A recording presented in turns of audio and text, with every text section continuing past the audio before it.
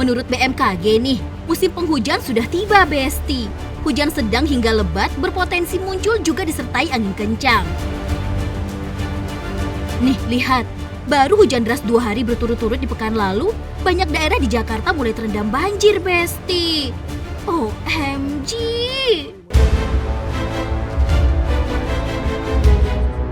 Nah, salah satu yang sering terdampak banjir adalah warga di Kebonpala, Kampung Melayu, Jatinegara, Jakarta Timur ini, Besti.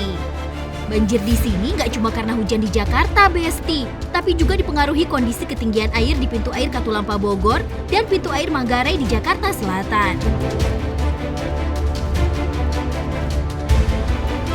Nah, bener banget tuh Besti, memasuki musim penghujan itu pasti rawan banget nih wilayah di DKI Jakarta buat banjir. Nah, penasaran banget kan gimana sih kiat-kiat dari ibu-ibu nih jelang banjir? Gimana kalau kita cek fakta? Yuk!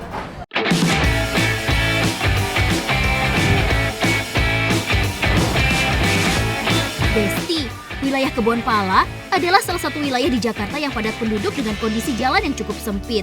Jadi jika banjir tiba, bisa sangat berisiko, Besti. Apalagi ketika air datang dengan arus yang deras. Karena memang wilayah yang rawan banjir, beberapa alat atau tanda peringatan banjir ada di daerah ini.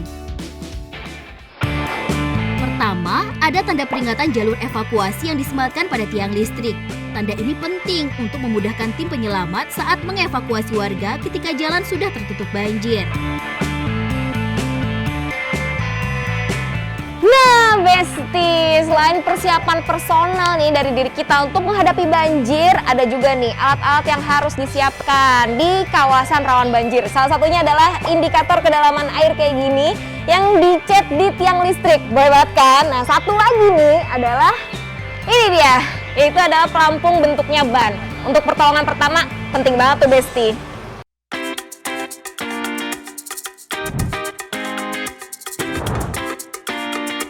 Selain adanya beberapa alat dan petunjuk keselamatan di beberapa titik, jadi penasaran juga nih lihat kesiapan setiap rumah tangga di sini dalam menghadapi banjir. Kita langsung samperin warga yuk, Besti. Halo Ibu, permisi. Bu, aku pengen nanya dong Bu, di sini kan katanya rawan banjir ya Bu ya? Iya. Nah, aku boleh minta tolong nggak Bu? Pengen lihat ibu-ibu kalau persiapan kayak gimana, boleh nggak? Boleh. Ibu siapa nih yang mau bantu aku? Sama ibu dengan ibu siapa? Amel. Oke Bu, boleh kita ke rumahnya Ibu? Boleh ya, yuk. Mari ya Bu. Besti, kita lihat yuk persiapan Bu Amel menghadapi banjir. Kebetulan rumah Bu Amel terletak paling dekat dengan sungai, Besti. Jadi memang berada di posisi paling rendah. Nah, saking seringnya kebanjiran, semua rumah warga di sini tidak mungkin satu lantai loh. Bisa 2, bahkan 3 tuh kayak Bu Amel. Dan uniknya, meski rumah tingkat, lantai paling bawah rumah memang sengaja dikosongkan. Oh ini rumahnya ya Bu ya? Keadaan kalau banjir. Oh kayak gini. Nah berarti ruang bawah nih tempat apa Bu? Buat perabot-perabotan kecil-kecil aja kayak gini. Oh gitu. Berarti siap-siapnya tuh emang kalau udah tinggalnya di sini ya berarti bawahnya harus dikosongin. Dikosongin. Oh gitu. Dinaik-naikin. Dinaik-naikin. Kalau udah air udah nyampe situ, dia naiknya buru-buru. Kata Bu Amel nih, Besti, kalau lantai dikosongkan atau cuma berisi perabotan kecil, bisa serba satset jika banjir datang.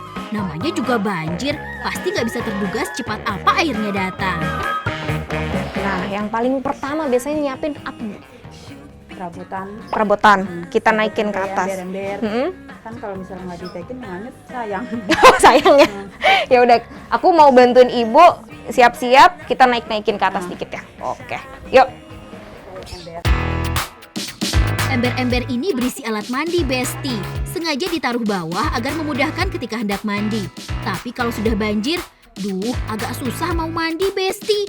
Jadi cus, angkut ke atas aja. Jadi lantai 2 ini bisa dibilang multifungsi, Besti. Hampir semua barang dan ruang tidur ada di sini.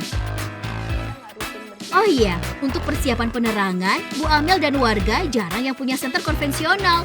Cukup lampu bawaan handphone, Besti.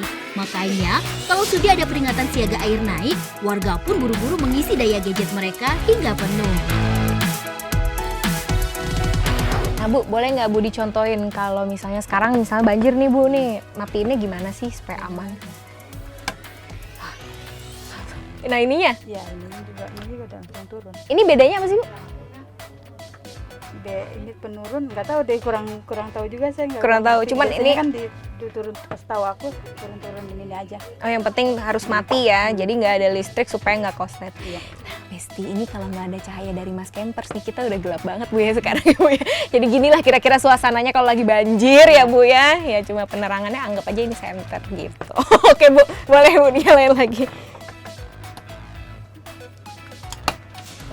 Oke. Besti, udah kebayang kan kalau sedang tidak ada listrik? Begitu banjir datang, warga di sini terpaksa deh berdiam diri sampai bantuan datang.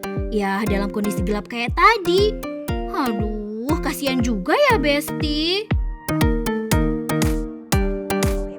Ada tips lagi nih Besti dari Bu Amel. Kalau Besti punya rumah atau juga perabotan berbahan kayu, jangan lupa sering mengecek kelayakannya secara berkala.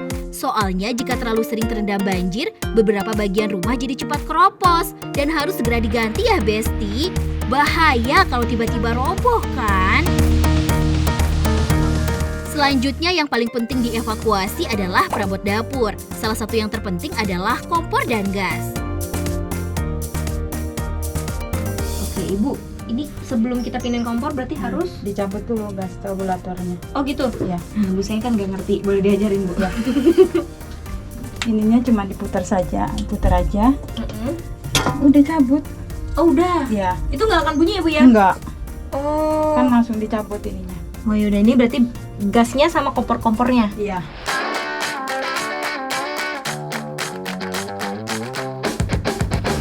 Ya gini aja nih Bu.